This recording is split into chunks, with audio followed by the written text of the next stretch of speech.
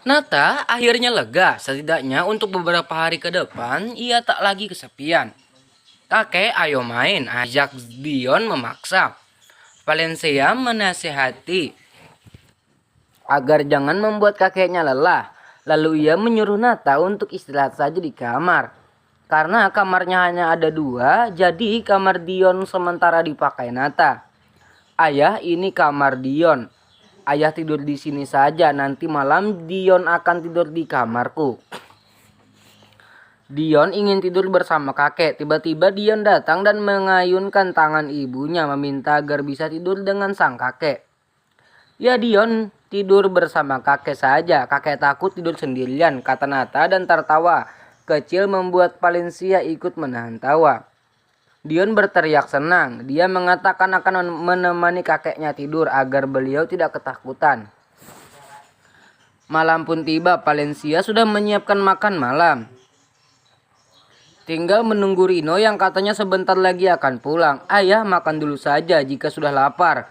Suruhnya kemudian karena sudah hampir 1 jam mereka menunggu kepulangan Rino. Belum sempat menyentuh piring, pintu apartemen terdengar terbuka. Valencia langsung mengecek dan benar saja ternyata suaminya pulang. Rino yang melihat Nata langsung memeluknya. Putraku yang mandiri dan super sibuk, katanya sambil menepuk punggungnya merasa bangga. Ayah, maafkan Rino, pasti ayah menunggu Rino sangat lama. Nata menggeleng, dia tidak apa-apa, ia sangat memahami putranya yang super sibuk. Setelah Rino membersihkan diri, mereka akhirnya makan malam bersama. Dion yang manja, dia ingin disuapi kakeknya. Nata dengan senang hati menyuapi cucu laki-lakinya itu. Valencia, kapan kau memberikan adik untuk Dion? Tanya Nata di sela-sela makannya. Uhuk-uhuk. Valencia tiba-tiba tersedak. Rino dengan sigap mengambilkan air minum, istrinya dengan cepat meraihnya dan meminumnya agar tenggorokannya lebih enakan. Ayah, Valencia masih trauma untuk melahirkan, jadi untuk sekarang belum ada rencana. Menambah lagi, ujar Rino mencoba menjelaskan. Memang benar, Valencia sempat trauma saat melahirkan. Rasanya tak bisa diutarakan dan dibayangkan. Dia merasa dunianya hampir hilang saat bertaruh nyawa melahirkan Dion. Ibu, jika ibu ingin memberikanku adik harus laki-laki ya. Dion rupanya menyimak pembicaraan orang dewasa. Kenapa harus laki-laki? Tanya Nata. Aku tidak mau punya adik perempuan, takut menyebalkan dan cengeng seperti Kak Mesha. Jawaban Dion membuat mereka dibuat tertawa terpingkal-pingkal. Kenapa Dion bisa berpikir sejauh itu dan mengetahui sepupunya itu menyebalkan dan cengeng? Dasar anak ini, kalau bicara suka tak diduga-duga. Dion tidak boleh begitu. Kak Mesha apa menyebalkan? Bukankah Dion yang suka bikin kesal Kak Mesha? Tanya Valencia membuat Dion kebingungan untuk menjawab.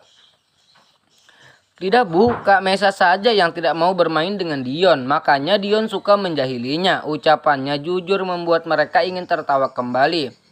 Dion, kau tidak boleh begitu lagi dengan Kak Mesha. Tuturnya menasihati putranya. Tak mau putranya menjadi kurang ajar dengan orang lain. Anak kecil itu mengangguk-anggukan saja. Mulutnya tak berhenti mengunyah dari suapan sang kakek. Setelah acara makan malam selesai, Rino mendorong kursi roda ayahnya menuju kamar. Dia membentuk ayahnya untuk berbaring. Ayah, ayah sedang ada yang dipikirkan? Tanya Rino. Tiba-tiba ayahnya mau menginap di apartemennya. Pasti ada sesuatu hal. Tidak Rino.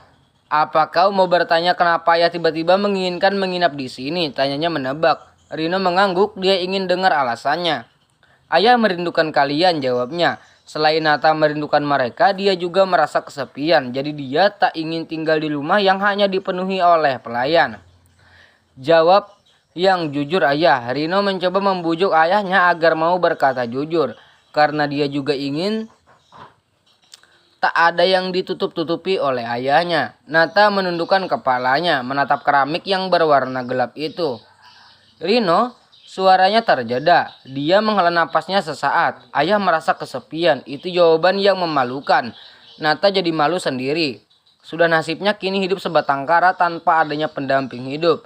Ini mungkin akibat dari perbuatannya dulu. Ayah Rino memeluknya. Dia tahu apa yang dirasakan ayahnya. Rino ingin sekali mempersatukan kalian lagi, tapi ibu. Tidak usah, kau tidak perlu melakukan apapun, Rino. Jika ayah ingin kembali dengan ibumu, biar usaha ayah saja. Kau tak boleh ikut campur. Nata tak ingin ada campur tangan putranya jika dia memantapkan hati untuk merebut kembali hati Luna. Maka ia akan berjuang sendiri, tapi kini masalahnya hanya ada pada diri Nata. Tapi ayah kini tak segagah dulu, ayah akan merepotkan banyak orang. Selalu merepotkan, ujarnya pesimis. Ayah kenapa berbicara seperti itu? Rino tidak suka. Tapi kenyataannya memang seperti itu, Rino. Lihatlah ayah sekarang seperti apa. Ayah sakit-sakitan, tubuh ayah tak lagi sempurna. Ayah seperti orang yang... Ayah jangan pesimis dengan keadaan ayah sekarang.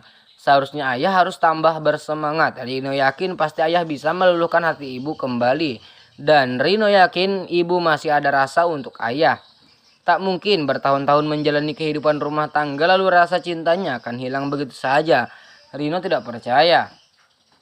Perkataan Rino ada benarnya, membuatnya berpikir dan bersemangat untuk mengejar cinta Luna kembali. Mungkin ini saatnya ia berjuang lagi. Mereka pulang saat hari sudah gelap. Rian dan Tania merasa ada yang aneh dengan Luna sedari tadi. Ibunya itu terlihat diam sepulang dari makam. Ingin bertanya tapi dia ragu dan saat mobil berhenti di halaman rumah. Luna langsung turun dan berjalan mendahului. Ibu kenapa ya? Tania bingung. Tak biasanya ibu bersikap seperti itu. Apa ada hubungannya dengan bertemu ayah tadi di makam? Tebaknya.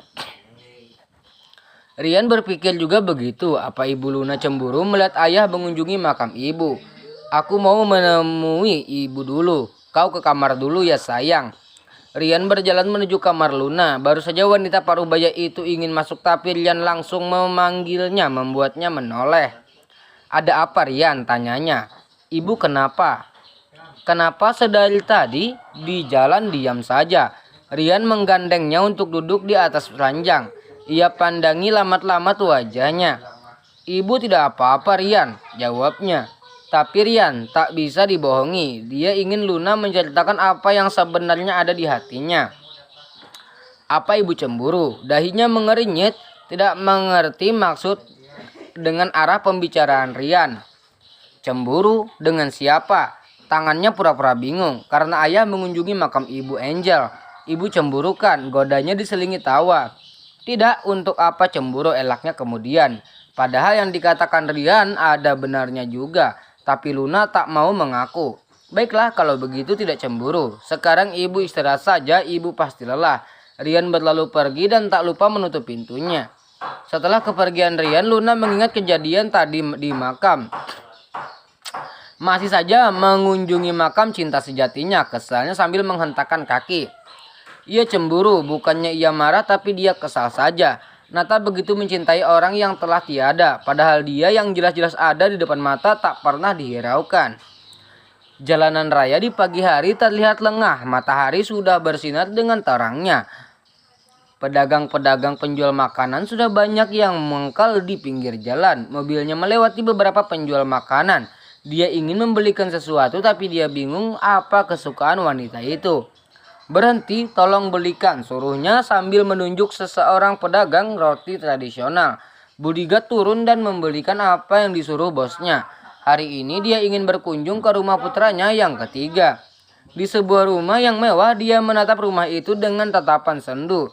Rumah yang ia pilih sendiri dan diberikan untuk putra ketiganya. Ayah Tania yang sedang menyirami tanaman di halaman depan terkejut melihat ayah mertuanya pagi-pagi sekali sudah berkunjung ke rumahnya. Tania, ayo masuk, ajak Nata. Dia menyuruh menantunya untuk masuk ke dalam. Baru sampai di ruang tamu terlihat Rian yang sedang berjalan. Ayah Rian sama terkejutnya dengan istrinya. Tumben sekali Nata datang pagi-pagi ke rumahnya. Tania yang takut dimarahi suaminya karena salah melanggar perintahnya dengan diam-diam berjalan menuju dapur. Rian sudah mengatakan tidak mengizinkan dia untuk melakukan aktivitas lain selain hanya memasak. Yang harus dia lakukan hanyalah istirahat yang cukup dan makan makanan yang bergizi. Rian, maaf ayah mengganggu waktu pagi-pagi. Rian merasa senang ayahnya yang datang ke rumahnya. Dia mengajak ayahnya untuk sarapan bersama.